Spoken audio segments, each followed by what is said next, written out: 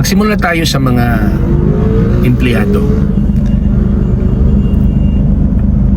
Ito subjective lang naman, ito relative, no?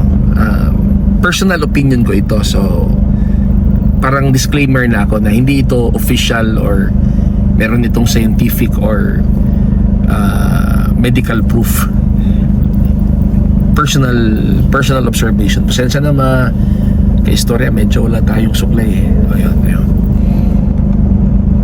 Meron akong tip sa mga nanonood ngayon na burn out na or na bored na sa kanilang trabaho and thinking of quitting their job because wala na naumay na sila, burn out na sila, bored na sila. Ito yung tip ko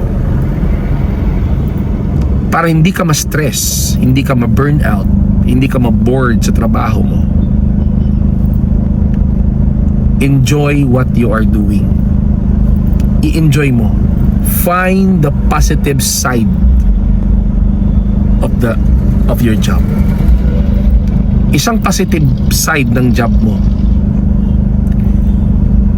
siguradong hindi ka magugutom.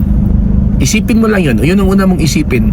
Isipin mo hindi ka magugutom. Kasi, di ba, isipin mo lang kapag ka may trabaho ka, isipin mo lang hindi ka magugutom. Kasi may trabaho ka eh. Ibig sabihin, may sweldo ka. Hindi ka magugutom, hindi ka mapuputulan ng kuryente, ng tubig.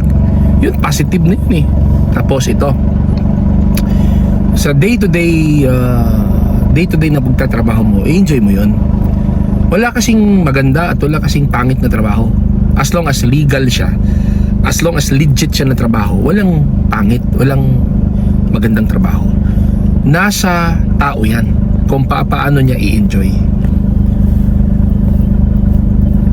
Tama na magsuklay mo. Wala akong suklay eh. Oh. Halimbawa, trabaho mo, security guard. Pwede mo namang i-enjoy yung pagiging security guard mo eh. Unang-una, mag-ayos ka sa sarili mo. That is a great opportunity para ipakita mo sa mga tao kung gaano ka kapogi. Ulitin ko ha, being a security guard, that is an opportunity para ipakita mo sa tao, mga tao, kasi kapag secure ka everyday, marami kang tao nakikita eh, kasi usually kapag secure ka, doon ka sa entrance, may mga tao, ikaw yung pinakaunang receptionist dyan eh. Okay, that is a great opportunity para ipakita mo kung gaano ka kapogi. Kaya magpapogi ka. Oh, i-enjoy mo yun. Mag-diet ka, maligo ka na maayos, manglugod kag ayo, di ba? Tapos mag-exercise ka, magpapayat ka. Tapos yung uniform mo, kuha mo talaga, i-prepare mo, dapat naka-bleach para puti. Yung sapatos mo naka-shine, yung buhok mo dapat laging bagong gupit, di ba? Tapos naka-ahit ka, tapos naka-cologne. At everyday i-enjoy mo yung mga tao na nakakasalumuha mo, di ba? Everyday may nakakausap kang tao. Hindi lahat ng tao may nakakausap na tao araw-araw, pero ikaw as a security guard may nakakausap kang tao araw-araw. Ibig sabihin, sa bawat makausap mong tao, meron kang matututunan. I-enjoy mo yun, magiging friendly ka, accommodating ka, smiling ka, di ba? Kapag ginawa mo yun, nalilimutan mo yung mga personal issues mo, personal problema mo, di ba? Hindi mo alam, somewhere along the way, kapag in-enjoy mo yung trabaho mo, naging above average or naging excellent yung trabaho mo, may makaka-discover sa'yo. Oh, ganun lang yun. I-enjoy mo trabaho mo, mga kaistorya. Ano mang ginagawa mo, i-enjoy mo trabaho mo. Now ngayon, ano ba yun?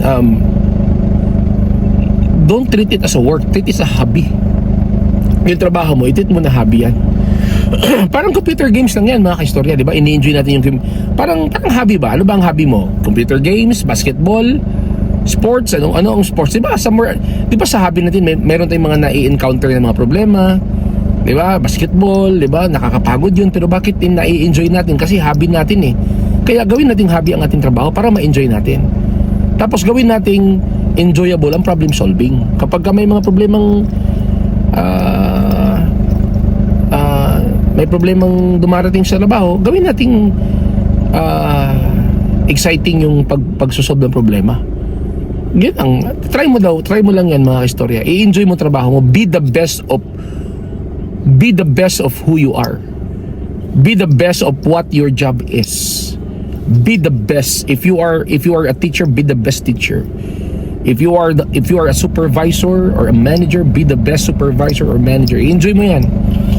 Enjoy mo. If you are a driver of a public utility vehicle, enjoy mo. Enjoy mo. Taxi driver ka, grab driver ka, enjoy mo yan. Linisin mo kotse mo. Gawin mong mabango lagi kotse mo, linisin mo. Ikaw magpabango ka rin, mag-ahit ka, mag-toothbrush ka, personal hygiene. Para kapag ka may pasahero ka, mag-i-enjoy ang pasahero sa'yo. Ganda na yun. I-enjoy. I-try mo daw mga. I-try mo lang ha. I-try mo lang. As what I have said, hindi naman ito scientific or medical. Ito akin lang, personal. Try mong i-enjoy ang trabaho mo para hindi ka ma-stress, hindi ka ma-bored, hindi ka ma-burn out.